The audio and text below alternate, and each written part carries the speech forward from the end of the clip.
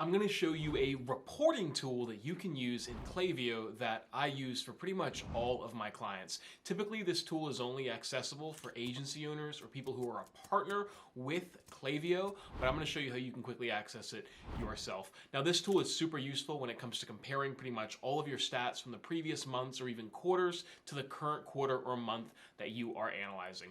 But that's probably all hypothetical right now. I'm going to show you how to do that. And without further ado, let's get into it. You're going to have to forgive the lighting here a little bit, but this is what you're going to do to actually figure out what your reports are going to look like. A lot of people don't know this, but you need to go into the search bar and type in klaviyo.com-partners-growth-review. What this will do is it'll bring you into a login page, really similar to this. If I show you this really quickly. I'm doing this in incognito mode. It'll get you to log into your account. Go ahead and log in, and what it should do, if you are a single e-commerce store, meaning you don't have access to other Klaviyo accounts, it'll just bring you directly to your account, essentially. But if you manage multiple accounts, just in the top bar up here, as you can see here, you can click the drop down, and it'll have all of your reports or accounts highlighted there. Now, if you're unable to log in, it's potentially because you do not have a partner account set up. Try to log in first. If it doesn't work, try and create an account just here with the Klaviyo partner portal. All you got to do is type in partners.klaviyo.com and then go ahead and click request an account. And then that'll put a account request through, and hopefully you'll get the account approved. And then from there, you just jump into here. And then you can go ahead and create a report that is based on either a quarterly report or a monthly report here. And you can select the quarter that you want to report on or the month that you want to report on. Now, let me really quickly show you exactly how in-depth this data actually is and how useful it really is as well. Also, just make sure you select the conversion metric you want to track. Since I'm a Shopify store, or in this case, this client is a Shopify store, just go ahead and click Shopify placed order, and then ensure the currency symbol is whatever you want, either it's US dollars or the dollar figure, or if you're in the UK, New Zealand, Australia, adjust it accordingly. Then you're going to hit generate files, and what that'll do is it'll generate a file, send it to your email, and it'll send it to you essentially as a Google Slides report.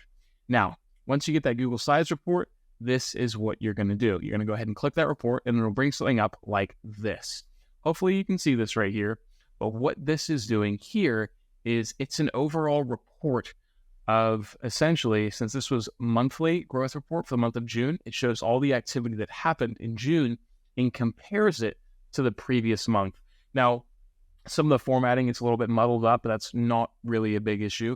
What you really want to focus on is essentially how your metrics compare to the previous month. Now, if you're a marketing agency, you can use this data to highlight how you're improving from the previous month and how you're improving from the previous year. So obviously in this case for this client, we haven't started with these guys just yet, but it looks like things are down 44% from the previous year. So it's our job to figure out what that is. Now we can get super in depth with this, right? We can see owned revenue percentage, unattributed revenue, SMS revenue. We can see some SMS revenue coming in there. And it just really allows us to get a high level view of the client's activity. We can see the revenue per channel compared to May. So obviously we're up 20%, up 61%. SMS is dwindling down a little bit. We can see the total email deliveries. You can also see other stuff such as total revenue. You go really into the weeds with this. You can see the SMS performance. You can see email performance, campaign performance, all this good stuff. And what I like to do is I like to create these reports for my clients, fire them over, and really just highlight the type of work that we're doing for them on an ongoing basis and saying, hey, here's some things that we noticed that were wrong. Here's what we can improve. So that's what you do as an agency. Now, if you're an email marketing or if you're just an e-commerce store looking at their email marketing and you have someone managing your email marketing, perhaps it's another agency, perhaps it's somebody who's just working for you.